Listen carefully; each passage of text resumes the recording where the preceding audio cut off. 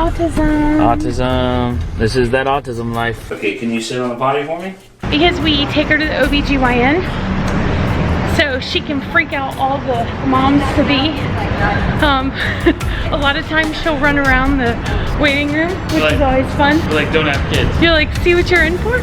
I just went live on Lipstick Mama to show people that what I do, I can work from the road, I can be traveling, I can be hanging out by the pool and work. I love this. I love it. Okay. Lipstick Mama in action. When Abigail actually starts her menstrual cycle, we can contact this doctor. They can call in and order for birth control pills. Instead of taking the last week, which are typically water pills, she will take a full dose that week as well. Then she won't have to have a menstrual cycle.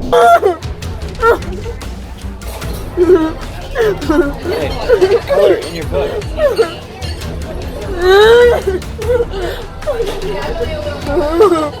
Can you color? Here. Color in your book.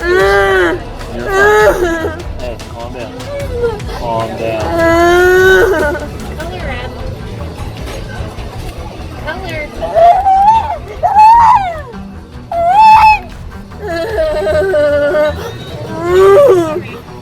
Hey, what do you need? Can you tell me what you need? I know, we're getting food. It's coming.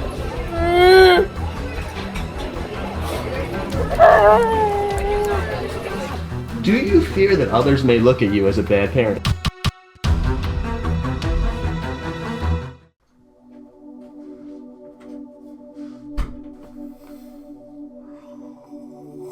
Fathering Autism is a family vlog. That's it. That's all you need to know. Video's over, right? No, but in case that isn't all you need to know to understand why this channel is such a problem, don't worry, we are going to go into it much deeper today. Fathering Autism is a family vlog with over 700,000 subscribers and more than 2,000 videos on their channel. The account has existed since October of 2010, and the channel is run by a Florida couple named Asa and Priscilla Maass. For the past decade, they have spent their life turning their autistic daughter into content and using the platform they've grown off of exploiting their daughter to recruit people into a multi-level marketing company. Now, I know that the vlog Fathering Autism has a lot of fans, and I know that a lot of parents of neurodivergent kids have found this vlog to be a helpful resource.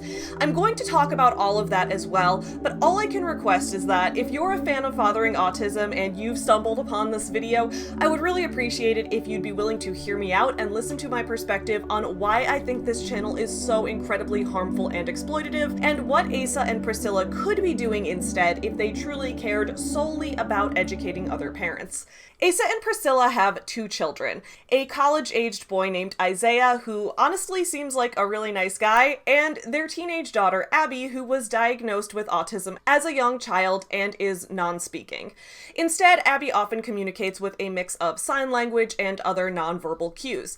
I've also seen people on social media and gossip forums claiming that Asa has another child from a previous relationship that he abandoned and doesn't pay child support for, but because I couldn't find any concrete evidence or credible sources with definitive proof of that, I'm not going to report thoroughly on that element of any of this just because that is alleged. At the time that I'm filming this video, Abby literally just turned 18 like a couple days ago.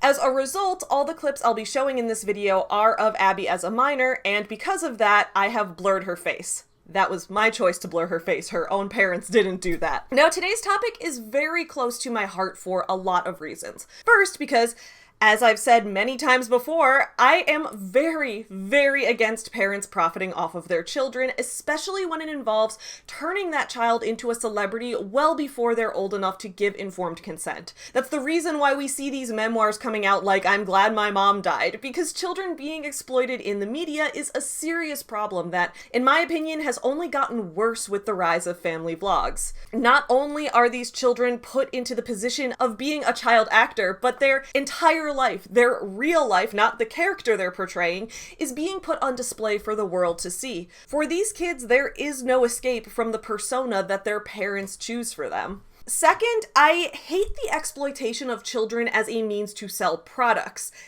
Hi! especially multi-level marketing products.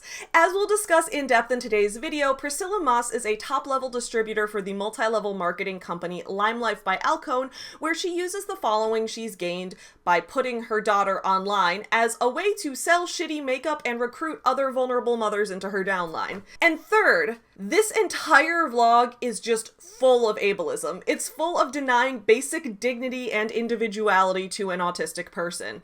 Ableism is something that I really do want to battle a lot more on this channel in the future, especially because I have spent my life dealing with a variety of disabilities, and in the past I've gotten some comments from people saying things like, "Savvy, you can't truly understand ableism because you're not disabled." And it's like, wow, are you psychic? Do you have x-ray vision into my medical records? Obviously not, because I have dealt with a variety of disabilities throughout my life, starting with when I was a child and couldn't walk properly and spent a lot of my time in the hospital and in physical therapy, needing various devices like braces and canes to be able to walk for most of my childhood, not being able to play sports, that kind of thing. Then eventually being diagnosed with scoliosis at age 11, after which I needed a brace for about 2 years plus another decade of physical therapy. So those are my mobility-related disabilities, but let's also address a question I get very frequently from viewers of this channel. Savvy, are you autistic? This is that autism life. Well, before we can answer that, we must first ask ourselves the question, what is autism? According to the American Psychiatric Association, autism spectrum disorder, or ASD, is a complex developmental condition involving persistent challenges with social communication, restricted interests, and repetitive behavior. While autism is considered a lifelong disorder, the degree of impairment in functioning because of these challenges varies between individuals with autism. The APA also goes on to explain that some of the symptoms or traits often associated with autism include things like aversion to maintaining eye contact, interpreting abstract ideas literally, being overly focused on niche subjects to the exclusion of others, sensory hypersensitivity, along with many, many other potential criteria. So do I have autism? Probably. I say probably because here's a funny story about American healthcare, you guys. I was like literally halfway through my therapist assessing me for an autism diagnosis when I started having some insurance issues, and then my deductible was too high, and then I ran out of money to go to therapy. America! But I plan to go back in like a few months, so I'll tell you for sure then. But every time I'd explain something to my therapist about just things I'd experienced in my life or troubles I was having navigating a situation, she'd pretty much always be like, wait, so have you been assessed for autism? And then later she'd be like, so did you answer the autism assessment questions that I sent you? And then she'd be like, so if I were to end up giving you an autism diagnosis, here's how we'd proceed with that. And that was kind of always what she'd come back to unprompted. So yeah, probably. You make a very compelling argument. Either way, I know I'm not neurotypical, as I was diagnosed in 2015 with OCD and in 2022 with ADHD, so I know ADHD and OCD are often conditions that many people who have autism are also likely to have, so yeah, probably.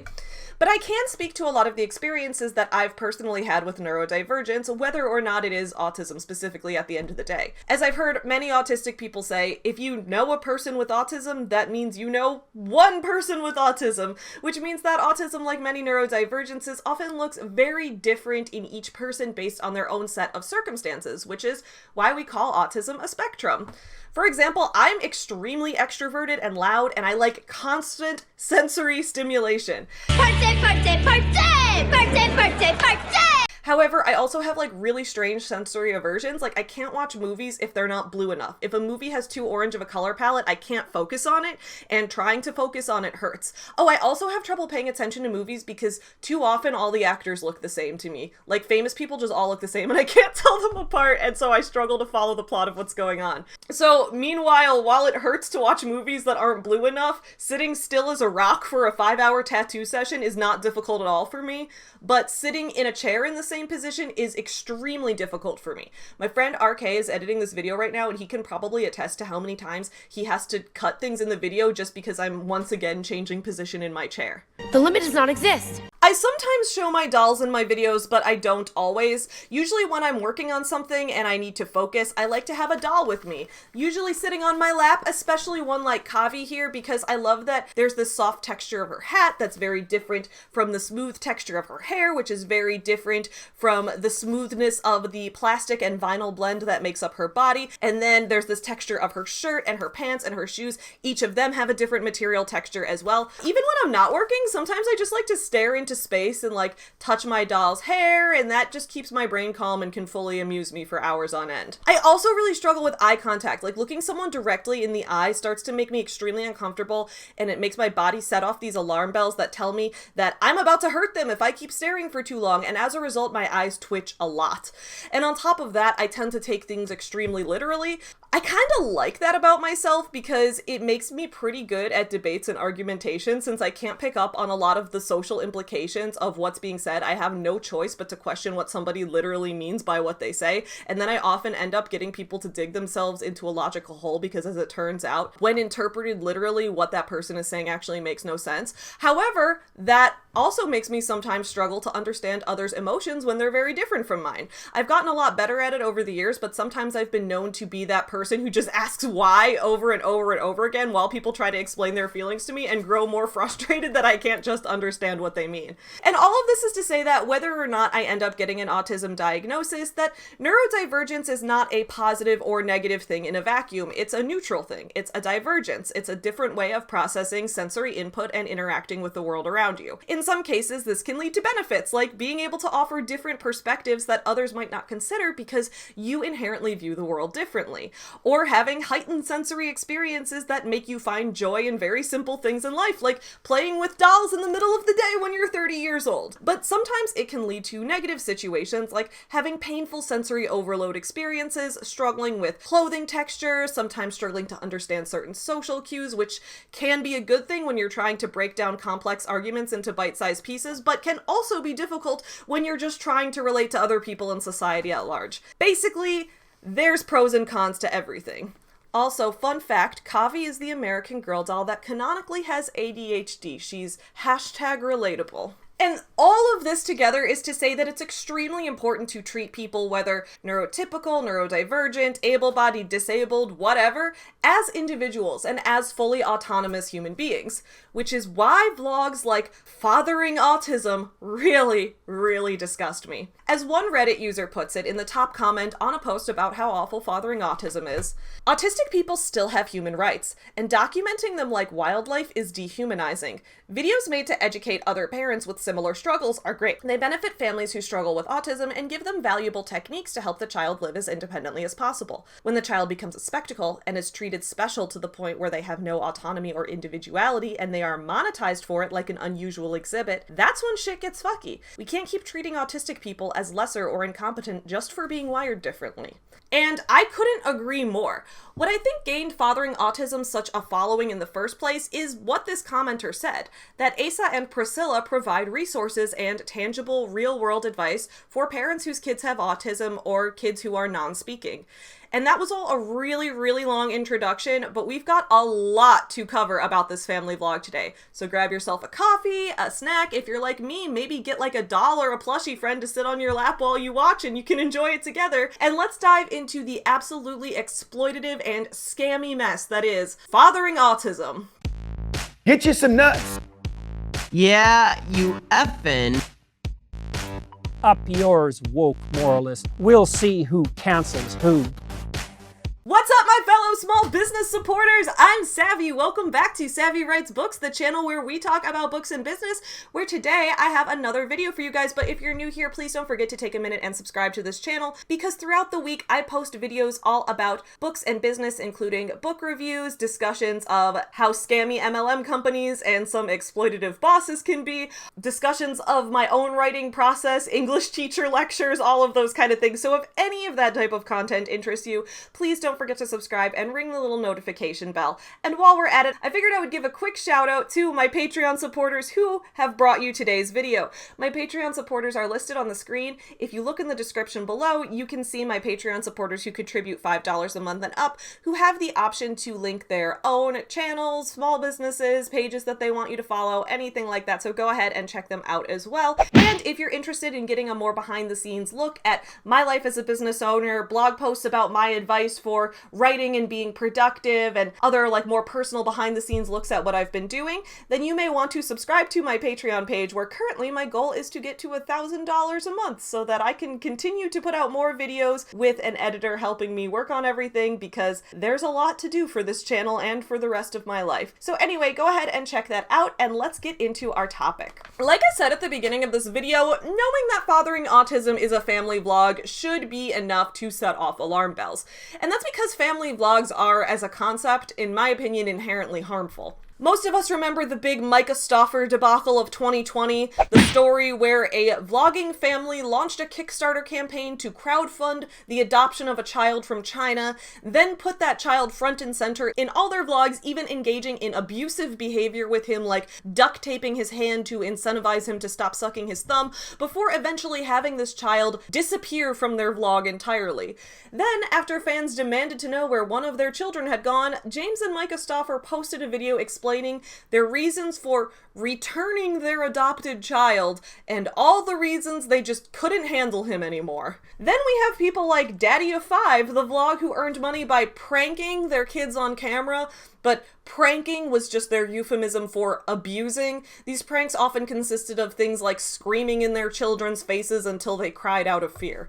A 2018 article from The Guardian explained the following about the situation. Michael and Heather Martin, who post videos under the name Family of Five, were sentenced to 5 years of probation for child neglect in September last year after viewers raised alarm over their treatment of their children in videos. In one video, Michael Martin, posting as DaddyOFive, sprayed disappearing ink on the floor of his son's bedroom before calling him in and scolding him for it. As the son broke down in tears, Martin revealed the joke, telling him it was just a prank. In another video, Martin instructed his children to slap his daughter in the face, prompting concern from other YouTubers. The fact that a parent would say to themselves, "It's okay for me to film my son slap my daughter and put it on the internet where she's crying," one YouTube commentator said. "After I saw that clip today, those parents need to be in jail." The DaddyOFive account was hugely popular and generated millions of hits, and formed a core part of YouTube's content aimed at children. Following the conviction, the Martins lost custody of their 2 children, deleted their videos from the DaddyOFive account, save one declaring the reports fake, and moved from Maryland to West Virginia with their remaining 3 children. There, as Family of Five, they continued to produce content, racking up a further 176 million views and 750,000 subscribers. On Wednesday, however, YouTube closed the channel, as well as another channel run by the Martins that focused on gaming, and banned them from the site. "Content that endangers children is unacceptable to us," a spokesperson said in a statement. But those are just some of the more extreme examples of family vlogs, right? Not every family vlog has to be this egregious. And that's true. Most family vloggers aren't out there returning their children to the adoption agency or overtly, explicitly abusing their kids on camera for entertainment. But that doesn't mean that what they're doing to their kids isn't still harmful. In my opinion, we can look at family vlogs in a similar way that we looked at the child acting industry. Look what you did, you little jerk. Even though some kids emerge out the other side of it well-adjusted and content, the arena itself is naturally too much of a breeding ground for child abuse and exploitation that I'd just rather we shut the whole thing down. In the case of family vlogs, not only are kids put in the spotlight when they're too young to consent, and not only are their parents making money off of them, but they're also putting that child's real life on display. The kids can't break character when the camera turns off. That's their actual identity being turned into content. In the child acting world, we have something called the Coogan Laws. The Coogan Law was named after actor Jackie Coogan, who as a child first rose to fame in 1921 in the silent Charlie Chaplin movie The Kid. Then, about 40 years later, he played his other most iconic role as Uncle Fester on The Addams Family. But when Coogan was a child, he began earning money as a child actor. Back in the 1920s, we didn't have these laws in place yet to protect the child's money separately from their parents' money, and so when he turned 21 and went to collect the money he'd earned, he learned that his mother had spent it all, leaving him completely broke. Coogan then sued his parents for the money he'd lost, and as a result, in 1939, the Coogan Law was enacted, which required at least 15% of a child's earnings to be put into a separate account from their parents, along with passing regulations against overworking children on set and making sure they were still required to get an education and all of that. Basically, the Coogan Law was a form of workers' rights law for children. But the children of influencers aren't really actors, and they're not really being employed. Actually, the world of family vlogger children and influencer children is still mostly uncharted territory, as it is still a fairly new genre relative to the history of the world and the history of child labor at large. We're now only seeing the first cases of children starting to sue their parents for violating their privacy online, like the 2016 case of an 18-year-old Austrian girl who sued her parents for having shared her baby photos online without her consent. The problem is the ways that parents can document every moment of their children's lives and profit off of that, whether through ad revenue, sponsorships, merch, or even pyramid schemes. On a 2022 Reddit post about the Fathering Autism channel, I found the following comment which really struck a chord with me. I used to watch Fathering Autism, but I saw a video from a woman who is on the autism spectrum break down a video about Abby being forced to do a skincare routine for Priscilla's skincare product company. She and Summer were forcing Abby to sit as they put all this crap on her face. The woman pointed out how uncomfortable Abby was and that you could easily tell she didn't want to cooperate, but they made her stay. After that, I unfollowed. It just gave me the ick. And Abby is nonverbal, but they say she consents to the videos, but I don't think she can fully comprehend.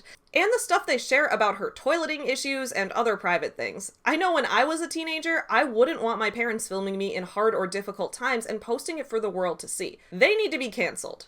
Priscilla's skincare company is the final piece of the puzzle, and not like the Autism Speaks puzzle, because they're a really gross, awful organization, but it's the final piece of our puzzle before we can finally break down everything wrong with this vlog bit by bit, because Priscilla's skincare company is not a small business she runs herself, and to my knowledge, Priscilla is not a licensed esthetician of any kind, or at least I couldn't find any sources claiming that she was.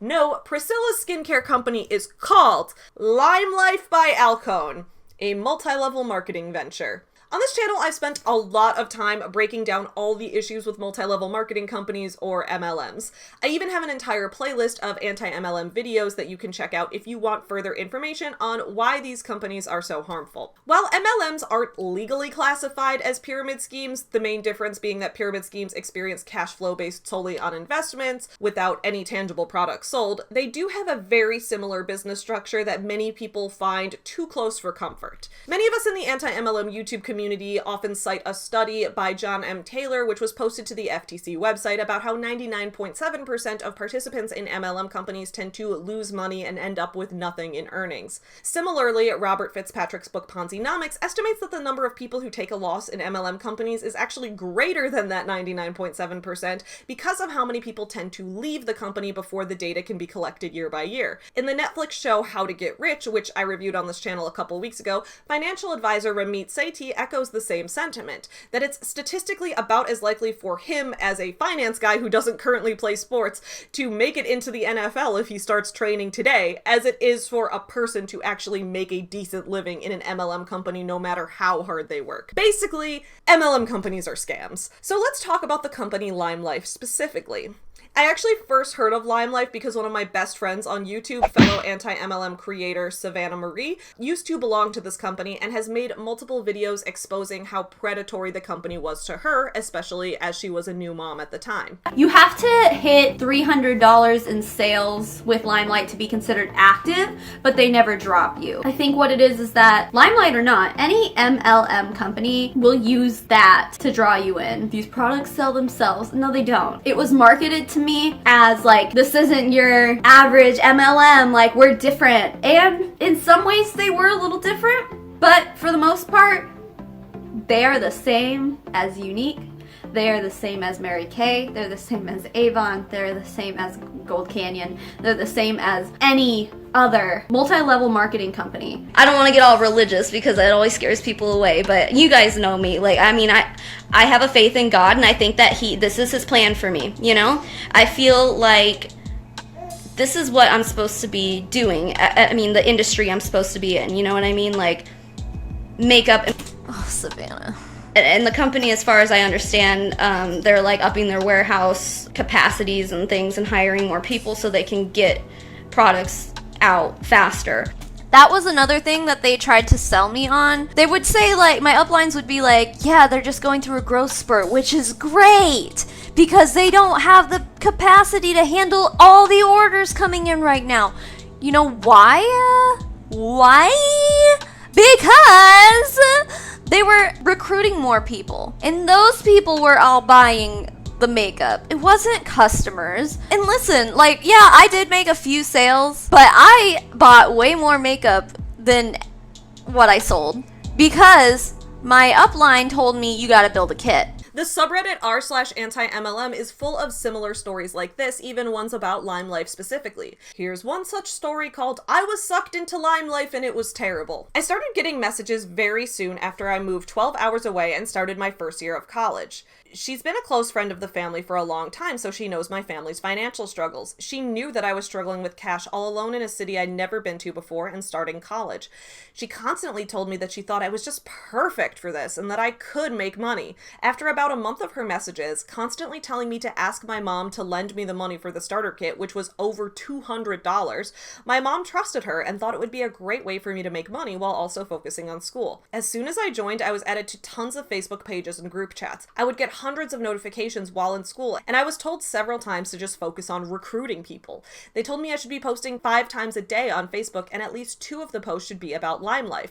I quickly realized how pushy they wanted to be. They told me to message everyone I've ever interacted with in the past year or so. And me being super shy and not wanting to push all my friends and family away, I got really fed up with them constantly wanting me to message people. This hun was constantly telling me to try harder if I couldn't make sales. She wanted me to focus on the company instead of school. Like, seriously?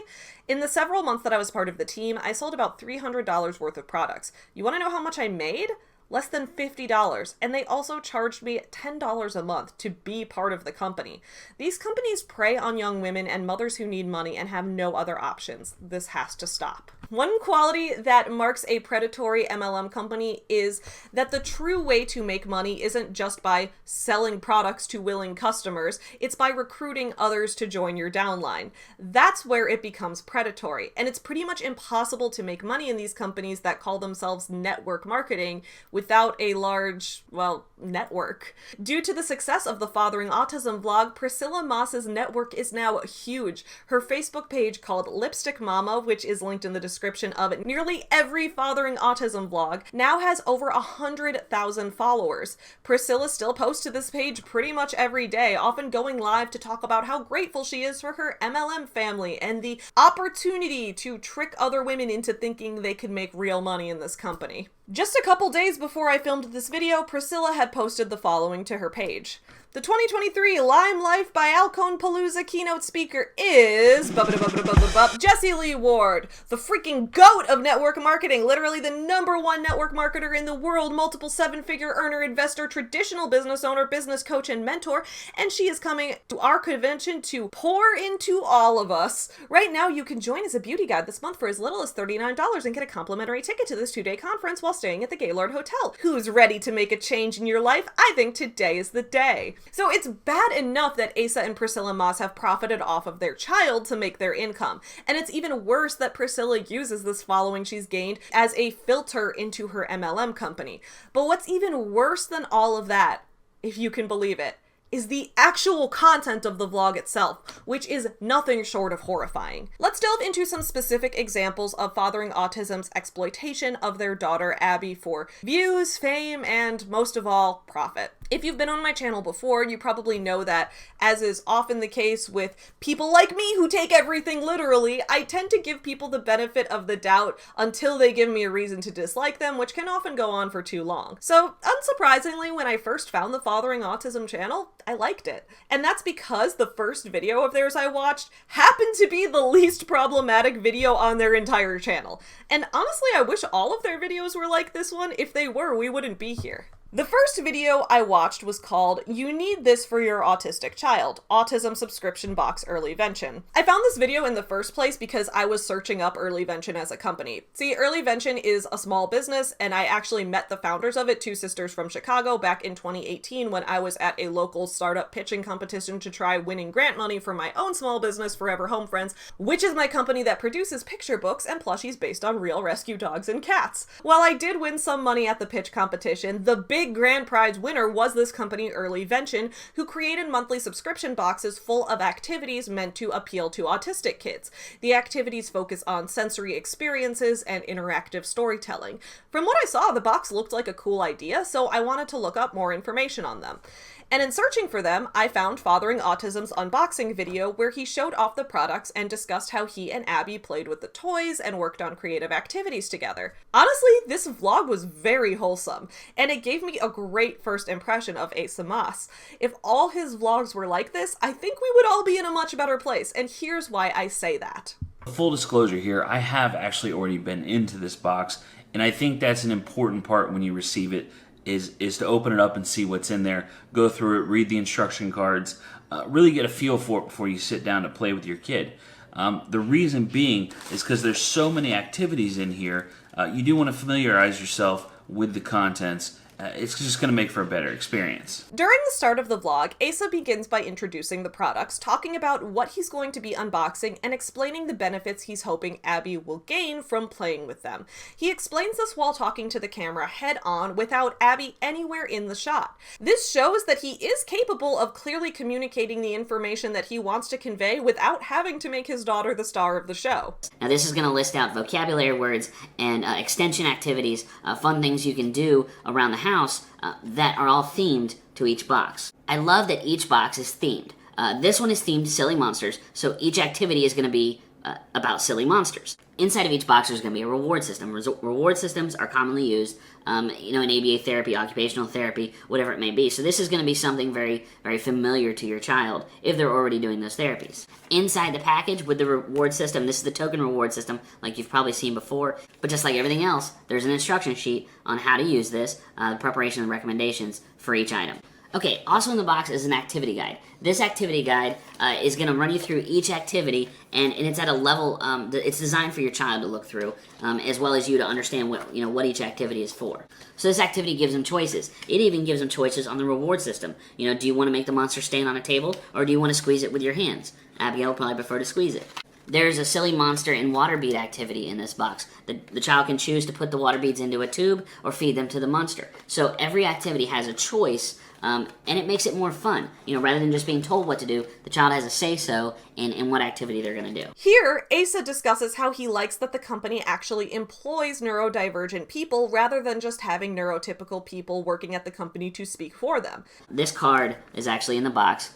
That's Jasmine. Jasmine works with Earlyvention, and she helps fill these boxes. Persons with special needs, they help to laminate and assemble and Velcro and create these boxes. They're part of this process. Earlyvention creates an ecosystem of impact, and that alone is worth every penny. That's huge to me. As my daughter gets older, seeing companies like this that are not just out to make a buck. They are creating something top-notch, and they're using the right people to do it. And I thought this was a great point as well, and I was really glad that he brought it up. The vlog then includes a few minutes of Asa and Abby playing with the activities in the box together toward the end, and honestly it looks like they're having a great time.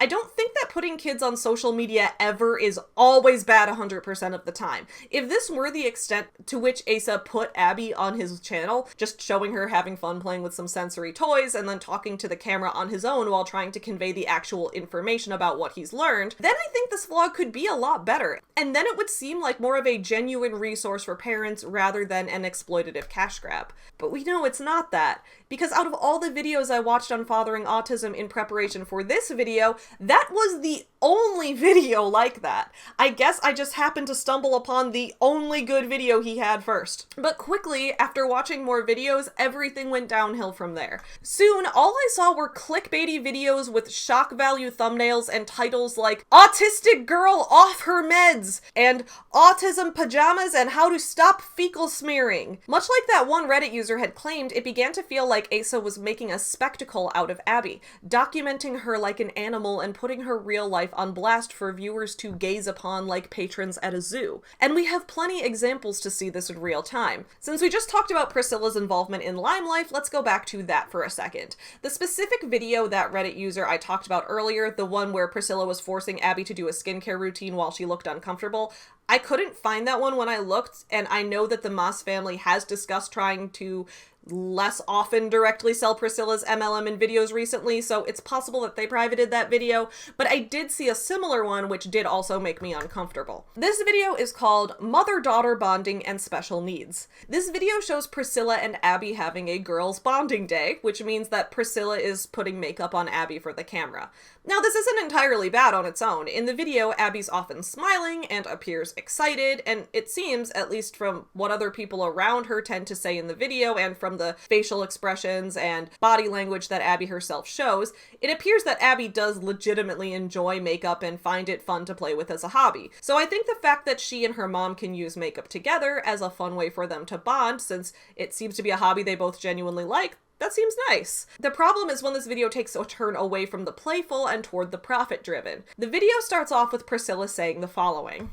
So first of all, I just filmed it for my makeup channel because that's what I do for my full-time job. This makeup page she's referring to is the Lipstick Mama Facebook page, which she links in the video's description. The full-time job is selling LimeLife and recruiting vulnerable moms into her downline. And we quickly learn that it's LimeLife because Priscilla makes sure that the LimeLife branding is front and center each time she showcases a product that she's about to put on Abby's face. Once Priscilla starts to work on Abby's eyes, Abby starts to look visibly uncomfortable, even regularly turning her head away as Priscilla tries to apply mascara.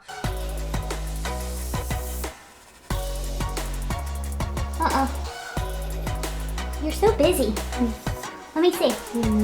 Since I'm blurring her face in this video, maybe you can't fully see all the details, but discomfort was the impression that I got from her. And hey, it's possible that I'm wrong, and it's possible that I'm projecting. I, as a fellow neurodivergent and probably autistic person, have had a lot of sensory issues related to my eyes in my life, to the point where I completely avoided makeup whatsoever until my late 20s, and I still to this day can't put in contact lenses without dry heaving. So maybe I'm just inserting my own life experience, but I do know that sensory overload surrounding eyes can be a real issue. Then, towards the end of the vlog, Priscilla once again puts the LimeLife brand front and center on the can of setting spray before spraying it all over Abby's face. Abby also appears visibly uncomfortable while her mom sprays her face, and again, I can't read Abby's mind. It's possible she didn't actually have a problem with it. All I know is that makeup can be a huge source of sensory irritation, and when you have autism, that amplifies those sensory experiences, so you have to be careful. Also, is setting spray even necessary? I do a lot of makeup for my videos, and I don't think I've ever even owned setting spray in my life, and to be honest, I don't actually know what it is even. Now, you may say, sure, that's a little shady that she was trying to sell her MLM in a video about her daughter, but Abby appears to be having fun doing makeup with her mom. What's the harm? Well, that was one of the more benign videos on this channel as well. I think it's time to go a little deeper. It's time to talk about the infamous toilet video. This video is called Autistic Potty Training, and it's a video where Asa shows the audience how Abby uses the toilet. Toward the beginning of the video, Asa states that Abby is 12 years old in this video. All right, my lovely assistant today is my 12-year-old daughter, Abigail. Neurotypical versus neurodivergent discussions aside, a 12-year-old is a minor. A 12-year-old is a literal child, and children should never be asked to sit on the toilet while their parents discuss their bowel movements for hundreds of thousands of fans to see, because that's disgusting. Okay, look, we're not really going to use the bathroom. I know that might be a little bit confusing for you, but we're going to show them how you do it, okay? While this video has received some backlash, a lot of fans have continued to defend it. Their reasoning is the following. First, that Abby never actually takes her pants off in the video. Asa just asked her to sit on the toilet with her pants still on so she could show the audience how she uses the toilet. She never actually exposed anything inappropriate. Second, their reasoning is that this video actually provides a lot of helpful information for parents who are potty training autistic kids, including advice about how kids might handle sensory irritation from having pants around their knees, how kids who struggle with motor function might learn to tear toilet paper easier, etc. And I agree that these are really helpful things for parents to know, and it's good that he's educating them about this information. However, there was absolutely no reason, zero reason whatsoever, that Asa needed to make Abby physically sit on the toilet in order to explain this information. Why couldn't he just talk to the camera himself, like the way he talked to the camera in the activity unboxing video? And when I say talk to the camera, I mean, why couldn't he have talked about these ideas in abstract? There's no reason he even needed to make Abby a character on his channel in the first place. He could have remained an anonymous guy giving tips like autistic dad resources or something like that without ever revealing the actual identity of his daughter, while still sharing the same information as a resource for other parents. Why not just post this on a forum or a blog for parents of neurodivergent kids? Why make all of this a piece of Abby's character arc? Throughout the video, Asa regularly explains that because Abby, like a lot of neurodivergent people, thrives on routines and step-by-step breakdowns, that his process of potty training her involved teaching her each individual step until she understood how it all fit together. But then, when he asks her to sit on the toilet, he acknowledges the fact that she isn't actually going to the bathroom, and the fact that she's keeping her pants on may make the process feel confusing for her. So why is he confusing her right now? Why is he disrupting her routine just to show the audience that she's sitting on the toilet? Now, if we're going to leave those on, I know it's super confusing. Okay, can you sit on the potty for me? We didn't have to see that. You didn't even have to say that she was doing it. Most of us know that when you take a dump, the first thing you do is sit on the toilet. So we can assume that if he's talking about the process of potty training a kid, that sitting on the toilet is what he's going to teach her to do. Showing us as viewers does nothing other than put his daughter's private, personal business on display for the entire world, while also disrupting her regular routine in the process, which is something that can be extremely stressful for autistic individuals. He then does the same thing with asking Abby to tear the toilet paper. After acknowledging that tearing toilet paper is difficult for Abby due to her struggles with motor skills, he makes her tear the toilet paper on camera, which once again disrupts her routine, as he acknowledges that it's probably confusing for her to be tearing toilet paper when she isn't actually going to the bathroom. Get your paper. Get your paper. I know it's awkward because you have pants on, so it really doesn't make sense. So again, I just ask, why?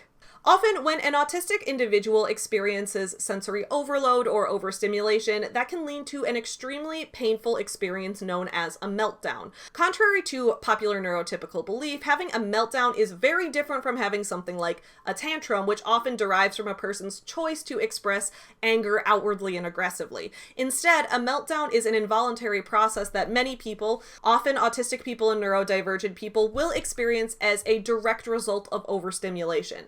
They can be very difficult for the person who's experiencing it, as well as any loved ones who are trying to help them cope with the situation. But you know what's not helpful? Shoving a phone camera in their face, recording the entire thing, and putting it up on YouTube for nearly 1 million fans to watch. So let's talk about another one of the worst videos on this channel, called Public Meltdown. This video begins with the Maass family talking about how they're going out to dinner together to celebrate that their older son, Isaiah, has just finished his last day of school. But when they arrive at the restaurant, Abby quickly becomes overstimulated. They're sitting right near the kitchen, so a combination of the smell of all the foods coming out of the kitchen, combined with Abby becoming constantly distracted by all the servers walking by to deliver food to other people, combined with the sensory inputs like bright restaurant lights and music playing, it all makes Abby visibly distressed. Oh no.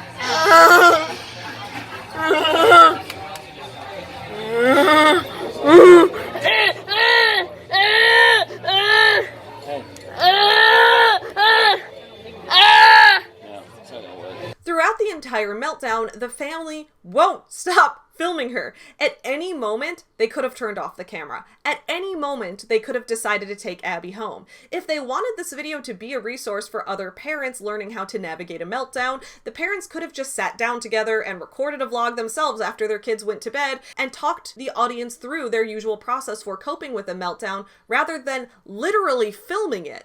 They could have done literally anything other than film this moment. The subreddit r/autism in women includes comments from users who are also disgusted with Asa filming Abby's meltdowns and posting them publicly.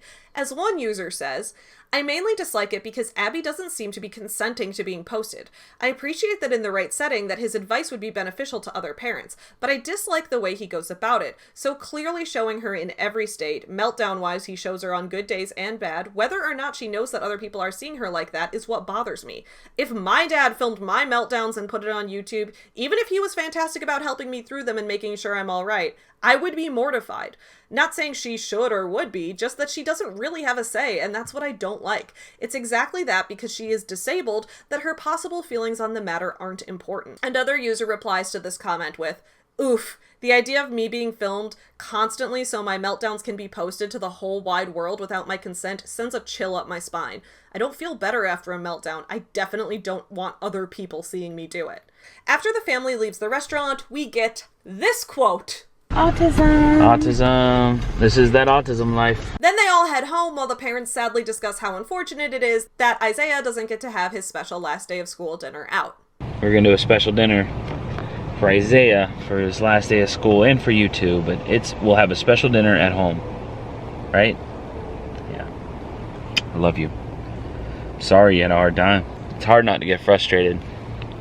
Like any parent will tell you, and it's so hard not to get frustrated. You know it's not her fault, but you know. But here's what I don't get. Why doesn't he get to have his dinner? I agree that Abby definitely needed to go home. The girl was clearly overstimulated and that seemed painful for her. But why couldn't one parent take Abby home while the other parent stayed with Isaiah and still had a nice dinner out with him? Why couldn't her older brother, who once again seems like a really sweet and supportive kid, a really nice, awesome older brother, why shouldn't he still get to celebrate with at least one parent? In the end, this really feels like it was created to show the audience tension and conflict rather than just be a video with the kid's actual best interests in mind.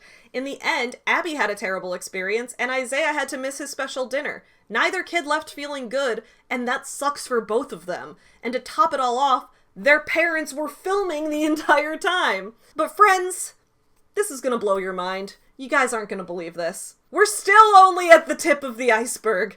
Let's visit another video. This one called Puberty, Autism, and Doctor Visits. So this video gets off to a strong start when we have a title clickbaiting an autistic child's puberty, and then one of the first things we see is Priscilla talking up her MLM company. I just went live on Lipstick Mama to show people that what I do, I can work from the road, I can be traveling, I can be hanging out by the pool and work. I love this. I love it. Later in the vlog, Asa and Priscilla take Abby to the OBGYN, and as they're leaving, here's what Priscilla says. As we take her to the OBGYN so she can freak out all the moms to be.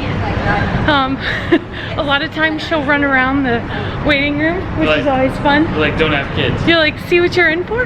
Yep. Priscilla says right in front of Abby that it's funny that Abby freaks out all the expectant moms at the doctor's office.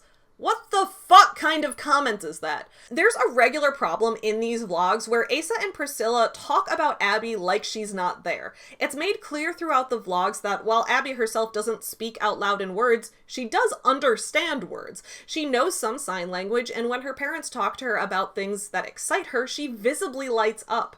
When her parents tell her to do something like put something away, she does it. She knows what to do. Abby understands other people. She can hear and process what her parents are saying. And I've got to say, neurodivergences and disabilities aside, regardless, there's no worse feeling than being a kid and hearing the adults around you talk about you as if you're not even there, like you can't hear them. It makes you feel like you're not really a real autonomous human. After this, Asa and Priscilla talk about getting Abby a depot shot because she's been hormonal, and then they bring up this. There's an option that delays puberty. Right. So they can actually give you medicine that will delay it until you're ready. An option to delay puberty. Medication that delays puberty. One might also call that medication puberty blockers. I think we do need to have a brief conversation here about puberty blockers because there is a lot of misinformation about them out there.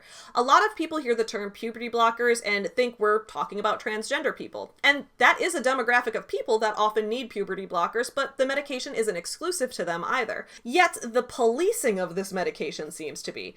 We hear all the time people on Twitter or on the news or in Congress talking about how kids today are just walking into gender clinics and getting puberty blockers handed out to them like free candy. But the truth is that it's not trans kids who are having this experience.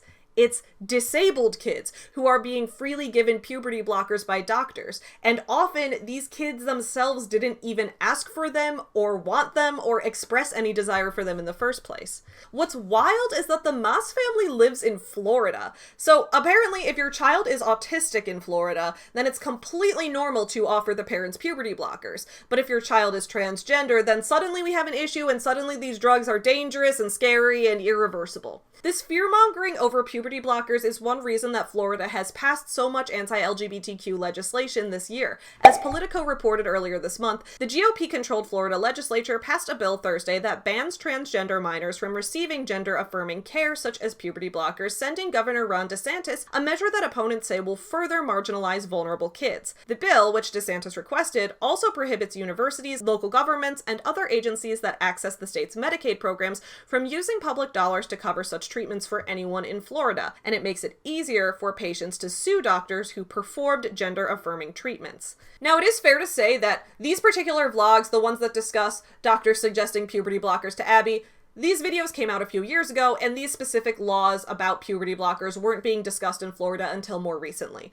However, it does go to show that these drugs can't be all that dangerous if doctors are recommending them for the sake of making an autistic child's parents' lives easier, especially when Abby herself never asked for these treatments or even used any type of nonverbal communication to indicate a request for them. Where's the children can't consent to puberty blockers crowd on this? Well, think of the children!